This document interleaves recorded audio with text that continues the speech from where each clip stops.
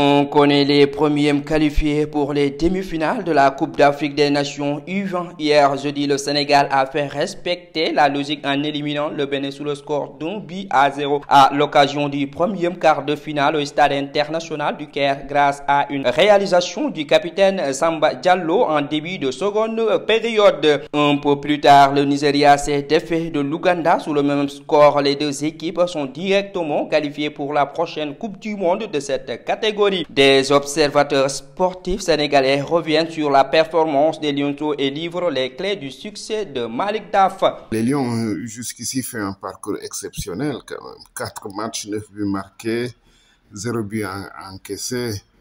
C'est presque la perfection. Je pense que c'est une agréable surprise pour certainement l'entraîneur de l'équipe, pour les dirigeants et puis pour les sportifs sénégalais qui suivent avec beaucoup de plaisir cette équipe. En tout cas, c'est un excellent résultat. Alors souhaitons qu'ils aillent jusqu'au bout, qu'ils remportent cette compétition. Quand vous prenez connaissance de ce qui se dit dans la presse africaine sur les qualités et la valeur de cette équipe, bon, c'est rafraîchissant. Donc j'espère qu'ils iront jusqu'au bout et qu'ils gagneront cette compétition. C'est véritablement une grande satisfaction quand même de voir cette équipe-là réaliser une telle performance. Je pense qu'il va falloir remonter l'histoire pour voir une équipe qui a eu de telles performances, surtout en Coupe d'Afrique des Nations des moins de 20 ans. Donc ça veut dire qu'aujourd'hui, il y a un travail qui est en train d'être fait au niveau du Sénégal, là-bas, surtout avec les centres de formation, parce que aujourd'hui, c'est des jeunes qui n'ont même pas 20 ans. Donc c'est des jeunes qui sont issus de ces centres de formation. Si tu vois un peu la majorité, Génération Foot, Djambar et quelques clubs traditionnels. Donc aujourd'hui, c'est une satisfaction de voir une équipe sénégalaise quand même réaliser un tel parcours. Donc je pense que quasiment, je peux dire que c'est une équipe qui est dans la peau d'un futur champion. Et ça sera vraiment un grand résultat. Donc si le Sénégal est arrivé aujourd'hui, parvenait à remporter cette Coupe d'Afrique des Nations, ça va couronner toujours le travail qui est en train d'être fait au niveau de la base, quoi. La performance de l'équipe du Sénégal en Coupe d'Afrique des Nations U20 est à proprement parler, c'est vraiment impressionnante. Parce que 3 matchs, en 4 matchs, l'équipe n'a encaissé aucun but et en a marqué 9. Ça veut dire qu'on a un ratio extrêmement positif, extrêmement dense. Ça veut dire que l'équipe du Sénégal marque des buts et n'en encaisse pas. Et ça, c'est une bonne équipe, c'est toujours une bonne assise défensive, un bon milieu de terrain et puis une attaque qui marque. On a vu que sur les matchs que l'équipe a joué, que l'équipe peut encore aller loin, peut encore progresser. Donc c'est juste, les premiers matchs, c'est les matchs où on ajuste et tout, on fait les réglages, mais après, on se rend compte que l'équipe a une marge de progression assez importante. Donc je pense qu'il faut déjà commencer par féliciter les Lionceaux, leur encadrement, que ce soit l'encadrement technique, l'encadrement administratif et la bonne organisation aussi qui est autour. Donc vraiment, il faut dire que c'est un carton plein, 4 matchs, 4 victoires, 9 buts marqués sans en encaisser. Donc il faut le faire. Vraiment, ils ont montré une très belle image du football sénégalais, surtout dans les matchs, parce que c'était pas évident au départ dans cette poule. Il y avait l'Égypte, pays organisateur, et le Nigeria, cette fois champion d'Afrique en U20. Donc moi je dis que c'est une bonne équipe qui est sur une très bonne dynamique, sur une bonne lancée. Donc on ne peut qu'apprécier positivement la prestation de cette équipe-là. Donc il faut dire que c'est une équipe bien organisée d'abord, des lignes vraiment qui, sur le plan de l'animation, que ce soit offensif ou défensif. Donc c'est une équipe qui a des principes qu'elle respecte. Je pense que c'est une équipe qui a concédé peu d'occasions à ses adversaires, hormis peut-être le Nigeria, même en match d'ouverture. Mais sinon, sur les autres matchs, le Sénégal a déroulé sans pour autant laisser même des opportunités à l'adversaire. Donc ça dénote d'une très bonne préparation et les fruits sont là. Donc aussi au niveau de l'animation offensive, on voit que c'est une équipe très dynamique qui se projette vite, qui se crée beaucoup d'occasions même. Même si on regarde le match, je pense que le match le moins abouti, c'était sûrement en quart de finale contre le Bénin. Là, je pense que c'est peut-être l'enjeu de la qualification en Coupe du Monde qui a un peu tétanisé les garçons. Mais sinon, le Sénégal est vraiment à son rang sur cette Coupe du Monde. Le Sénégal est vraiment parmi les favoris de cette compétition. Déjà, je félicite le coach Malick Daf d'avoir qualifié ces jeunes-là pour les demi-finales de cette CAN, mais aussi de permettre à ces jeunes aussi de pouvoir jouer une Coupe du Monde. Et ça, donc, ça montre l'état de santé de notre football, surtout au niveau de la petite catégorie. Je pense que d'abord, c'est la qualité des joueurs. Deuxièmement, c'est une très bonne préparation. Voilà, je pense que Malick Daf prépare cette compétition depuis très longtemps quand même. Donc voilà, à mon avis, les clés, c'est la qualité de l'effectif et ensuite une bonne préparation. Et ensuite, il ne faut jamais l'oublier parce que je pense que les gens l'oublient. Ces joueurs viennent des académies, viennent des centres de formation. Et au premier rang desquelles Génération Foot, par exemple, bon, il y a aussi les autres, Diambar et autres. Je pense qu'aussi il faut magnifier le travail qui se fait au niveau de ces académies, de ces centres de formation. C'est pas seulement c'est le football sénégalais, mais les gens ont tendance à féliciter la Fédération sénégalaise de football, alors que le travail de l'ombre, il est fait par ces académies. Je pense que ça prouve que dans ces académies, il y a un travail remarquable qui se fait, qui est en train de se faire. Les clés de réussite de Malick Daf, je pense que c'est déjà le fait qu'il ait eu assez de temps pour pouvoir préparer cette équipe, mais aussi il y a son discours également, mais le choix des hommes, la composition de son groupe. Vous regardez un peu là-bas, quasiment il n'y a que 4 joueurs qui jouent pas au Sénégal, qui sont à l'étranger, RS Berkane, je pense Zulte Waregem, il y a aussi en Espagne Talavera, et un joueur qui joue au Dynamo de Kiev. Donc la base de l'équipe sénégalaise dans ce tournoi, elle est composée essentiellement de joueurs qui évoluent dans le championnat sénégalais. Donc il a eu assez de temps pour préparer ces jeunes-là. Et je pense que ces jeunes l'écoutent bien parce que quand tu entends le discours, il a quasiment le même discours que les gosses, et les gosses quasiment parlent aussi comme lui.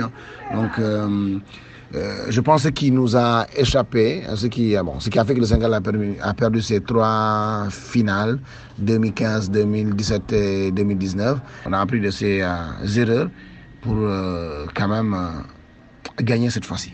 En fait, je pense qu'il a dû se baser sur le vécu, parce que aussi, n'oubliez pas qu'il était déjà là autant de Koto, autant de Feu Joseph Koto qui était l'entraîneur attitré, mais lui il était son coach adjoint, il était le coach adjoint, donc il a pu apprendre à partir de ce que Koto faisait en mieux.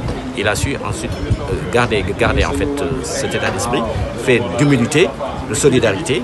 Et puis, voilà, l'équipe est en train de montrer en fait qu'on peut compter sur elle pour l'avenir. C'est un peu ça, parce que là, on voit que c'est une équipe qui a eu à faire une très bonne préparation. Je pense que là, actuellement, les succès du football sénégalais reposent sur ça, sur une bonne organisation, sur une bonne prise en charge, avec des stages de longue durée qui permettent aux joueurs aux entraîneurs même de mettre en place effectivement des stratégies. La continuité aussi, parce que si on regarde, peut-être Malick Daf, qui est l'entraîneur de cette équipe-là, a eu à entraîner beaucoup de ces jeunes-là en U17, donc c'est un peu ça aussi.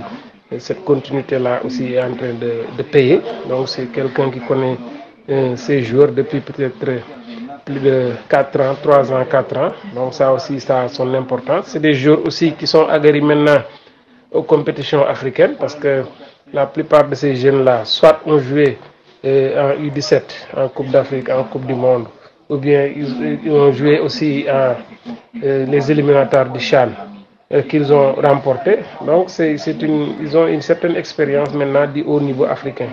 Donc ça aussi, ça a son importance dans une pareille compétition. Donc c'est l'organisation, les stages qui se déroulent régulièrement, les matchs de préparation. On a vu que cette équipe-là a joué des tournois, a été invitée, je pense, en Tunisie à jouer contre de grandes nations de football pour s'aguerrir. Donc ça aussi, c'est des facteurs qui sont d'une importance capitale. Après, il y a la confiance parce que le Sénégal maintenant n'a plus à rougir devant les grandes nations de football parce que le Sénégal a remporté la Coupe d'Afrique, le CHAN, a participé à 2 mondiales de suite, a eu à jouer une finale de Coupe d'Afrique dans les 4 dernières années. Donc on n'a plus à rougir sur le plan du palmarès par rapport aux autres nations. Donc maintenant, c'est des équipes où les jeunes sont vraiment en confiance pour pouvoir rivaliser avec les grandes nations du football en Afrique et dans le monde. Je pense que l'aspect mental a été déterminant pour passer le cap des quarts parce que les Béninois étaient très dans leur boule et je pense que c'est l'approche mentale qui a fait la différence. Donc avec un bon état d'esprit, les garçons vont se gérer ces moments de faiblesse et pourtant ils ont su passer ce cap et je pense que ça aussi c'est un travail en amont qui a été fait.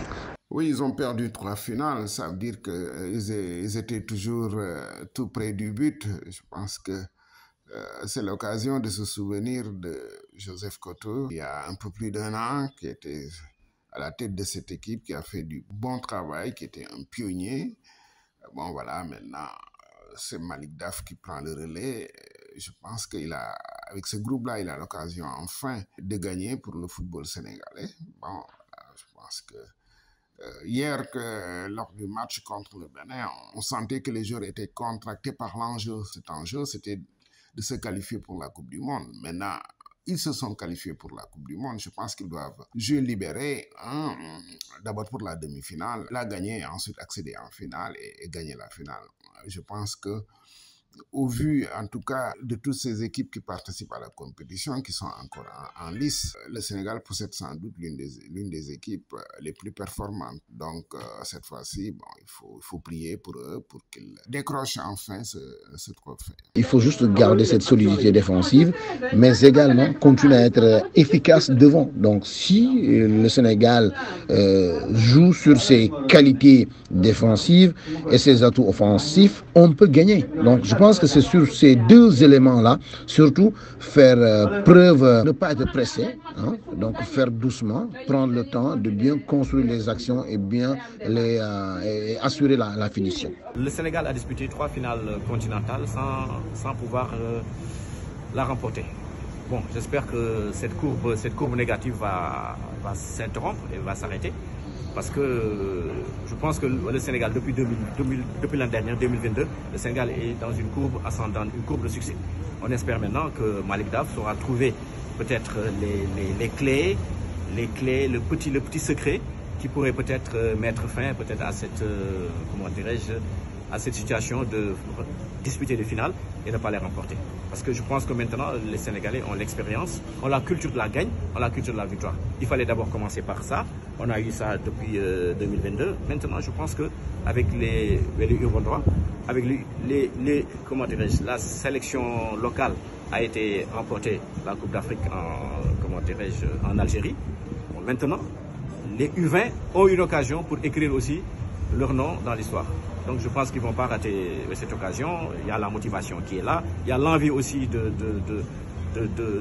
vraiment de franchir des étapes pour pouvoir demain postuler en équipe nationale et pourquoi pas décrocher peut-être des contrats professionnels. Je pense qu'eux, ils le savent et ils le savent mieux que tout le monde. Donc il y a la motivation, il y a l'envie aussi d'écrire son nom dans l'histoire. Il y a aussi l'envie aussi de décrocher des contrats futurs. Je pense que ce n'est pas la même équipe, effectivement. Mais c'est des échecs maintenant qui vont sûrement permettre à cette équipe-là de tirer des leçons. À mon avis, je le disais tantôt, donc ces jeunes-là, ils sont surtout issus des U17 qui ont eu à faire de bons résultats, à participer à la Coupe du Monde, et puis des joueurs aussi de l'équipe nationale locale qui viennent de gagner le CHAN. Donc, à mon avis, c'est cette spirale de défaite en finale. On n'est pas encore arrivé en finale parce qu'il faut d'abord jouer la demi-finale pour parler de finale. Mais de toute façon, même si on est en finale, je pense qu'il y a certaine dynamique qui est en train d'être vécue par le football sénégalais, qui peut permettre à ces jeunes-là de surfer sur cette dynamique de victoire. Parce que je l'ai dit tantôt, on n'a plus maintenant à rougir devant les grandes nations de football. On sait que le Sénégal a perdu 3 finales dans cette catégorie. Mais pour moi, l'objectif déjà dans ce tournoi, c'est d'aller en finale. Et après, donc, l'entraîneur saura tirer donc, les leçons de ces 3 finales perdues pour trouver une solution. Et je pense que actuellement, donc, toutes les équipes sont à égale chance. Donc, espérons que l'équipe nationale aura la possibilité de gagner cette compétition pour la première fois de son histoire. Bonne chance en l'Union. Après 3 finales perdues, les Lionceaux tenteront de décrocher un premier titre de cette compétition. Ils prendront part également pour la 4e fois à une phase finale de Coupe du Monde de cette catégorie prévue en Indonésie du 20 mai au 11 juin 2023. Pour rappel, le Sénégal affrontera en demi-finale de cette Coupe d'Afrique des Nations U20 entre le vainqueur Tunisie et Congo.